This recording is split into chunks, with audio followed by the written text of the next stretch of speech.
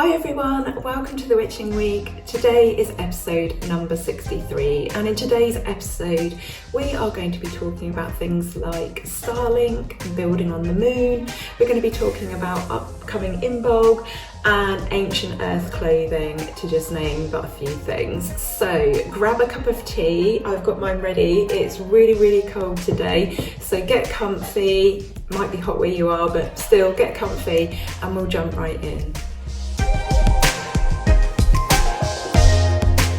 So hi witches, welcome back. Thank you for watching, thank you for being here. And if you're new to the channel, hello, welcome. Every Friday we get together. I'm Wren, I'm known as the Cemetery Witch, and we all get together for a little chat and a cup of tea, and we basically discuss the inner workings of my brain and also whatever's going on in the world at the time, related to the seasons generally. But yeah, each week is different. We never know what we're going to get, including me. So how are you? How has your week been? Has it been good? Has it been bad? How is 2024 shaping up for you guys? I would love to know. I'm running a bit late today, so it is very possible that we get a knock on the door from the postman. I'm actually hoping that we do. Not in the middle of this, but I'm waiting on some important things. So if we get a knock, then my apologies, but obviously this is real life. I am recording life as it is happening. So, oh yeah, tea and incense. I forget this, don't I, these days? So today I am drinking Tea Pig's Superfruit. You might remember I bought these back in the summer. They're really lovely, but I'm trying to get the box finished off so that I can finish something else, because we've got about 800 million boxes of tea in the cupboard that never seem to get drunk. So many of those belonging to my husband. I've mentioned this before. This lovely little cupboard is now like, you open the door and everything's falling out, and yeah, it really annoys me. So I'm burning some karma, Satya karma today. May everyone get their karma, whatever they deserve. What do you think about that? This isn't a topic, by the way, this is just me sort of like thinking out loud, but do you think that one action begets another? Or do you think it's more like we plan our lives out before we're incarnated into our bodies and there are certain lessons that we have to learn? I think I lean more towards that. The people that, well, I've met some really sort of like mean, manipulative people over the years, and they always do quite well for themselves, but then I guess that's because of how they behave. But they never ever really seem to get their karma. I don't know. They have to live with the fact that they are them, but I don't think they're bothered about that, and I don't think they really notice. So what do you think? Let me know what you think on that, and let me know how your week has been. I'd love to hear. Well, this was a big week for me. So a few days ago, I made an announcement that I will be working for Ancient Earth Clothing. So I'm absolutely over the moon, and I just want to thank you all for your encouragement over on Instagram, on the post where I announced it, and on the post where Ancient Earth announced it. And I am so happy to be working for them. I wasn't expecting to. An advert came up in between Christmas and New Year. I didn't see it on the day that it came out. I saw it a couple of days after that, and then I didn't really spend too much time thinking about it. I instantly dismissed it. And then on New Year's Eve, I saw the ad again and I thought, do you know what? This is perfect for me. Why don't I apply? So with about a 2-hour window spare before we headed out for a couple of hours, it was New Year's Eve, I quickly put together a letter and a bit of a CV. I haven't had one for years because I've been self-employed, and I applied for it. And then a couple of days later, I ended up having an interview, and then I was given the job alongside another lovely lady called Bex. So really happy, and I just love their company. They make ethical, sustainable clothing for women. They have started to introduce men's clothes, and in a previous incarnation they I'm having one of those days, they also have done some children's clothes as well. That was when they had another name and they rebranded. You might remember me telling you about them. And they also have a sisterhood on Facebook that comprises of just coming up for 7,000 women. It's just shy of 7,000, and they do a lovely job of supporting women and encouraging them and sort of empowering them to believe in themselves and, you know, to love and accept themselves. And many connections have been formed between the people within this group, all supporting each other, taking care of each other, really providing community. So I think when you get to my age and you work for a company, you want to believe in its ethics and its values and standards, and I'm totally there with Ancient Earth. So I couldn't be happier. I'm very grateful for the opportunity, and I just hope that I can do them proud working on their digital team. So yeah, I knew about this last week. I couldn't say, and then I didn't think I would be letting anyone know until the end of the month, which is when I start. But I was just so excited to tell you all, and then on Wednesday it turned out we were announcing it. So yeah, very exciting. Please go and support the Ancient Earth clothing page on Facebook. On Instagram, we have got a TikTok account that's being set up. The account's there. We don't have very many followers on that at all. We need to get going with that. So yeah, please lend us your support where you can. I don't mean buying clothes unless you want to, of course, but even just, you know, tagging in friends who you think would appreciate this style of clothing, comments, shares, saves, that kind of thing. It really helps. It helps us grow the page. So I'm absolutely over the moon and so excited to be starting. So somebody asked me, will it affect YouTube? I'm really not planning on it. However, you know, life gets in the way sometimes. I see this as part of the work as a witch, you know, working for a company who embraces and encourages and empowers women, encouraging them to stand in their authenticness, to express themselves with their clothing and their hair, and just basically being themselves fits very much into the ethos of being a witch for me and my life's calling, which I feel is spreading the word of witchcraft and spreading how healing it can be. So I'm still planning on doing the witching week, and then the videos, the other ones that I do, will just slot in as per usual on a Sunday and a Tuesday if I have time. I'm not planning on deviating away from doing this, but obviously there are going to be times in the year when things get very busy. I'm not signed up to do very many hours at all with Ancient Earth, so I should be able to keep this going. But in the long term, you know, if things grow and get bigger and stuff like that, I can't make any promises. But I'm absolutely committed to doing both. So thank you so much for your support here on YouTube. It's absolutely brilliant. And in time, I think that will go towards helping me pay my bills.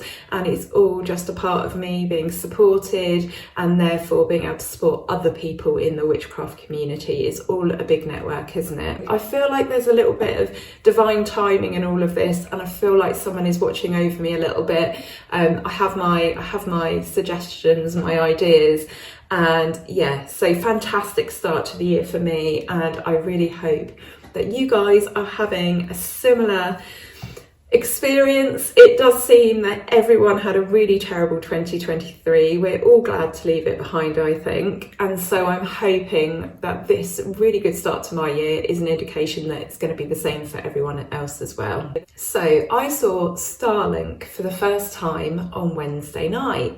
Have you guys seen it in the sky? Maybe you've never heard of it. My husband hadn't heard of it, which I'm absolutely amazed at, because he is the go-to man for anything related to the sky. He is an absolute expert on all the Apollo missions, and I mean an expert. He can tell you the names of all the people on it and who they're married to and blah blah. He should go on Mastermind, but he'd never heard of Starlink. I'd heard of it, I'd seen people saying they saw something funny in the sky, and people would say, oh, that sounds like Starlink, blah, blah, blah, but I'd never actually seen it myself. So we were coming back from the supermarket on Wednesday night, and I happened to look up. The moon was at its first quarter, about 50%, very bright, what we could see of it. Stars glistening, absolutely beautiful. I stood there for a couple of moments looking up, and then I noticed it. So lots of little lights, so almost like they look like stars, and they're moving at quite a speed across the sky in a line. So you can look at one point and you'll just see them coming past like this. Absolutely fascinating. I didn't know too much about Starlink, so I had a little bit of a look. Obviously it belongs to Elon Musk. We all know that. His SpaceX company, which was founded in 2002, and it consists of, this is Starlink, it consists of over 5,289 mass-produced small satellites in low Earth orbit, LEO. And it delivers high-speed internet to people across the globe, especially to people in underserved areas. That's the point of it. They have their sort of research, development, manufacturing facility in Redmond, Washington, and Starlink itself is set to bring in an annual revenue to exceed £30 billion by 2025, by next year.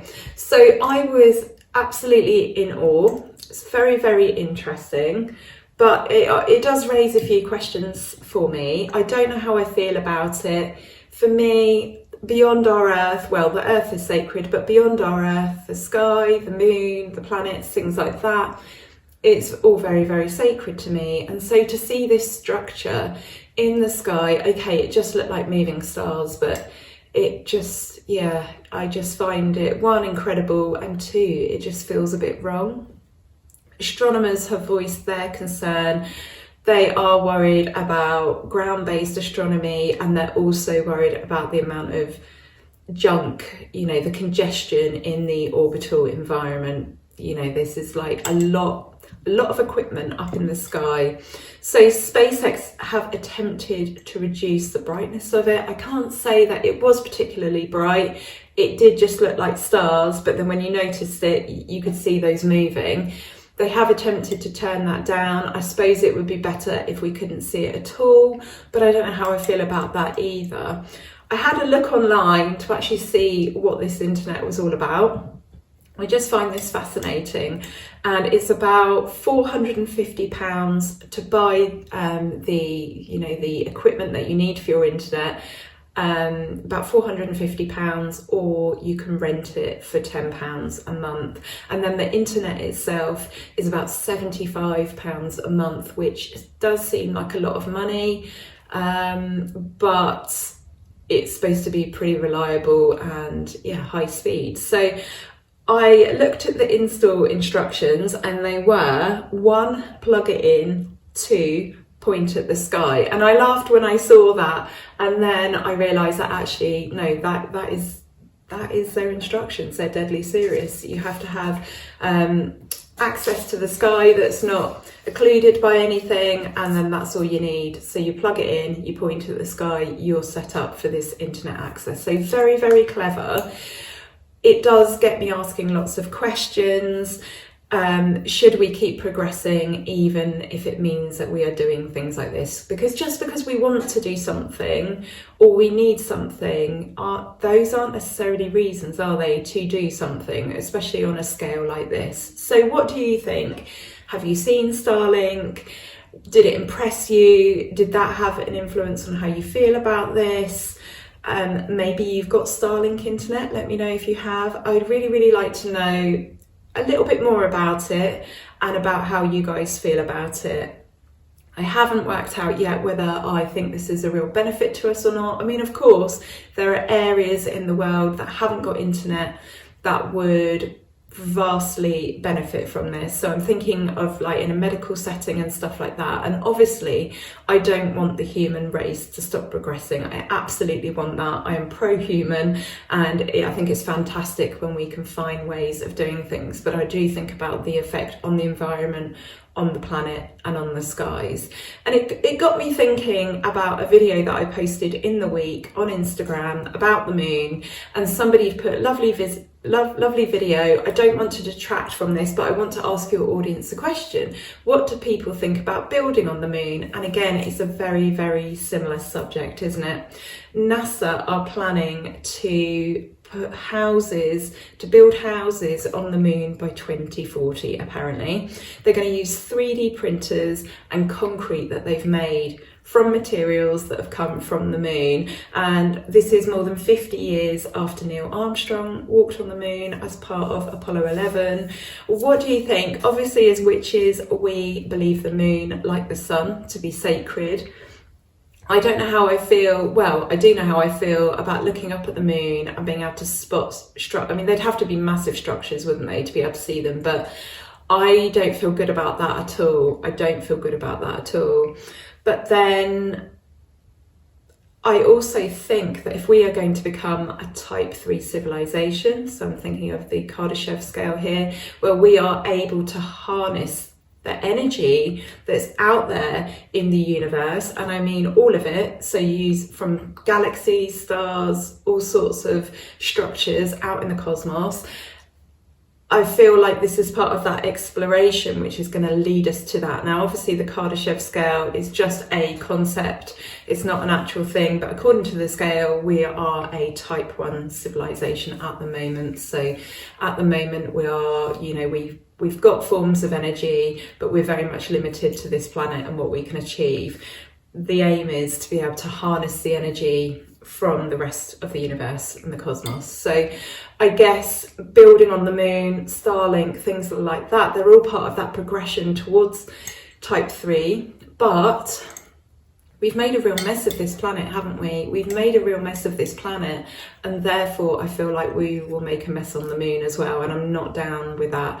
I feel like we need to really tidy up here, really get our literal house in order before we can start doing things like that. I mean, it's like running before you can walk, isn't it? But obviously there are lots of things at play here, you know, like our governments, for example, especially in this country where they are making lots of money, or their buddies are making lots of money out of energy. So it doesn't really suit them to come up with more sort of clean and renewable and alternative sources of energy. So yeah, lots of very interesting things to think about at the moment, in the future, in terms of our planet and what our activities and what we're getting up to. My gut reaction though, when I think about building on the moon and putting things in the sky, I don't like it. It makes me very uncomfortable, and I just feel sad because I feel like we are losing sight, aren't we, a little bit in our race to have everything we want, and I don't think that's good. So let me know what you guys think. I would love to know. I'm so enthusiastic this morning, but I must admit my brain is a little bit slower than my mouth, so if this is a bit warbled, then my apologies. So I thought we'd go on to Imbolc next. That is coming up in less than 2 weeks. It is the first Sabbath after the winter solstice. It really does feel like it's come around quite quickly, really, to be honest. And the light that was promised at the winter solstice is now starting to show. So I've noticed in the afternoon that it is a little bit lighter as we're approaching 4 o'clock. It is lighter. We are now seeing sort of not an abundance of blue skies, but many more blue skies. Usually December, January, you do get those crisp, sunny winter days, but more often than not, it's just grey, isn't it? It's just grey from the minute you get up to the minute you go to bed. It's just a grey nothingness. We've had quite a bit of sunshine, actually. The last few days have been absolutely glorious.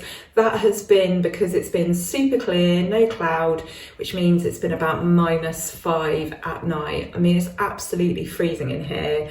And when we're getting up in the mornings, it is so cold because we've had the heating off and the heating has not clicked on yet, or it has, and it just takes such a long time to get this building up to a decent temperature. It can do it, but having the heating off at night doesn't help. But it does mean we've had really, really glorious weather. So yeah, the goddess is seen to be in her maiden aspect at the moment. When we think about goddesses and deities and figureheads that people like to mark at this time of year, I'm thinking of Bridget, of course. She is associated with springs and wells, so Imbolc is a brilliant time to go and visit one of those, maybe leave an offering. Nothing synthetic, I might ask. I know people like to go and tie cloud teas to trees, cluties, and they don't biodegrade. So, and they also strangle the tree a little bit. So if you're going to leave an offering, try and leave something that isn't going to do any harm to the environment.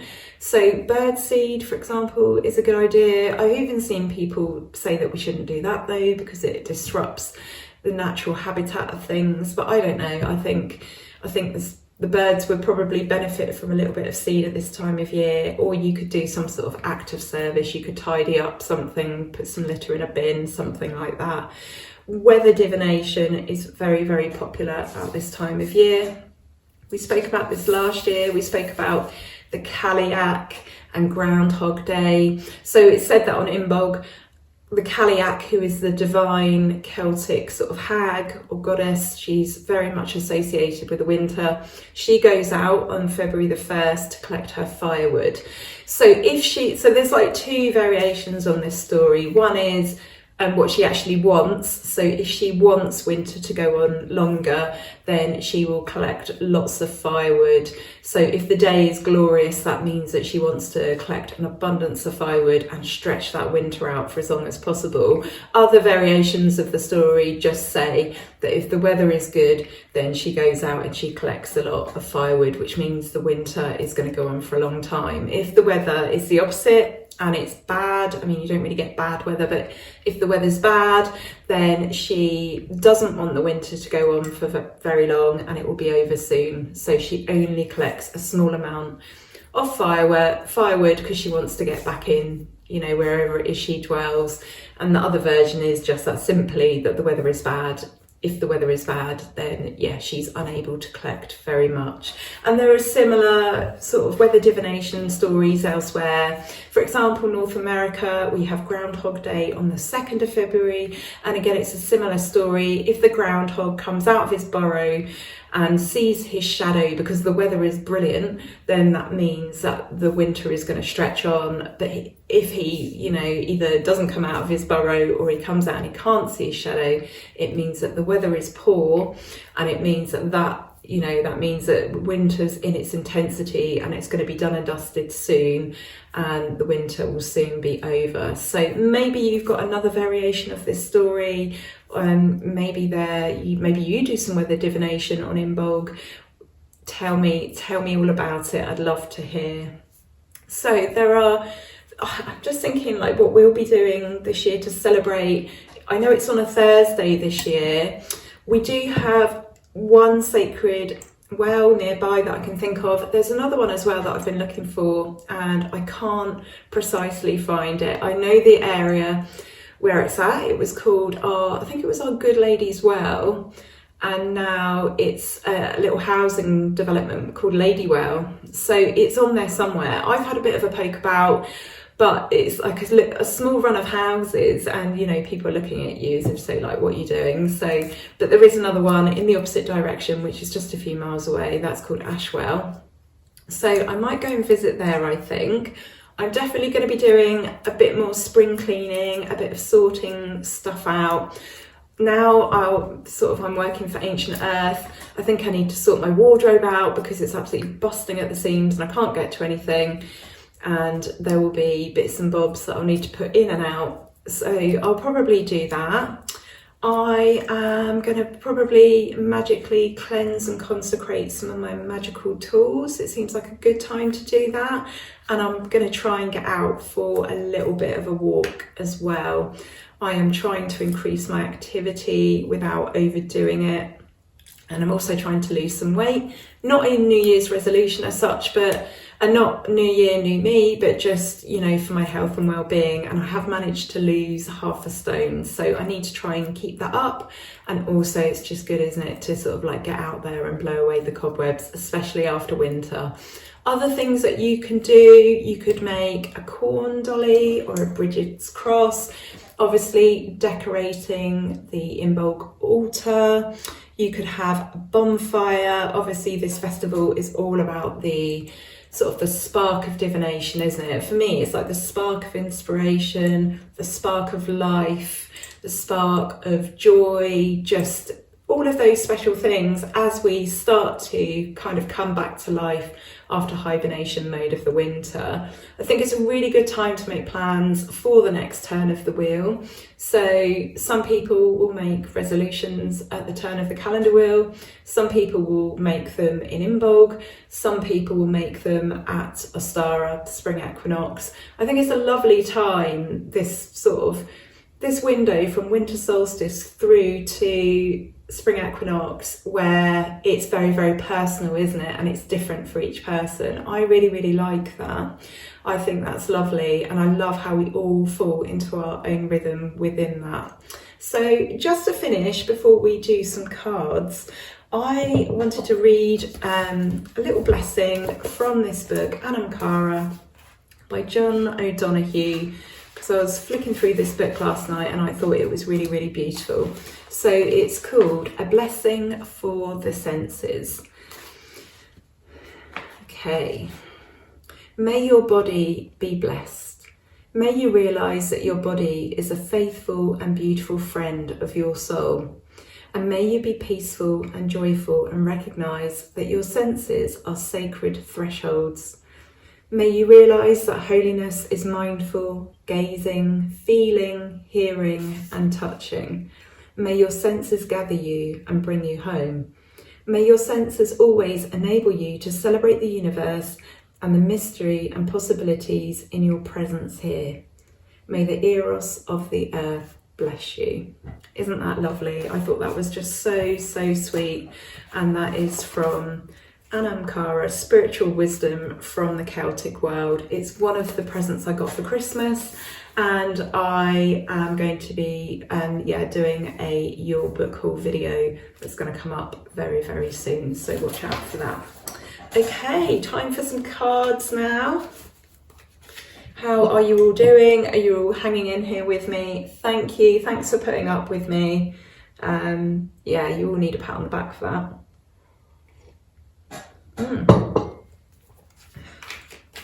It's gone cold. I must have been talking for a while. Okay, so 3 cards for today, and these massively jumped out at me. So we have the 8 of Pentacles, we have the Page of Cups, and we have the Queen of Swords. So I did smile when I looked at these cards. I think this is a lovely reading for the week ahead. So mastery over something, working hard at something. You know, if you want this next week to go well, the advice is going to be just get your head down, get on with it, work hard, rely on your skills, and to expect the unexpected, basically.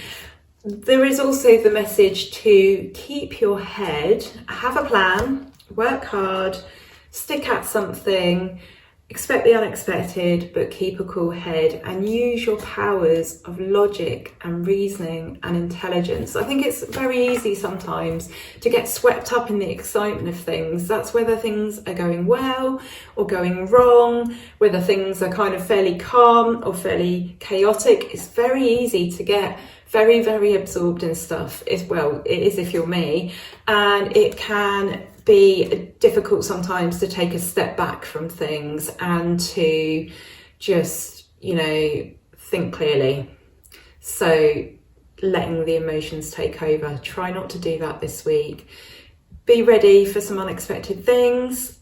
Be ready to use your brain. And let's just have a look at the residual card actually under the deck at the bottom of the pack and see what we've got. Queen of Pentacles.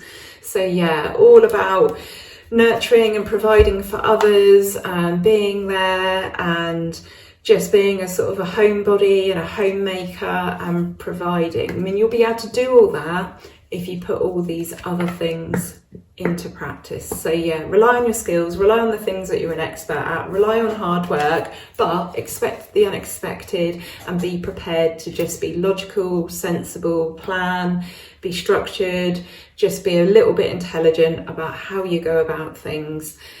Don't let the heart overtake the head. That's the message for this week. So have an absolutely fantastic week. Thank you for being here. Thank you if you got this far. Look forward to seeing you next week, and I look forward to publishing a video on Tuesday.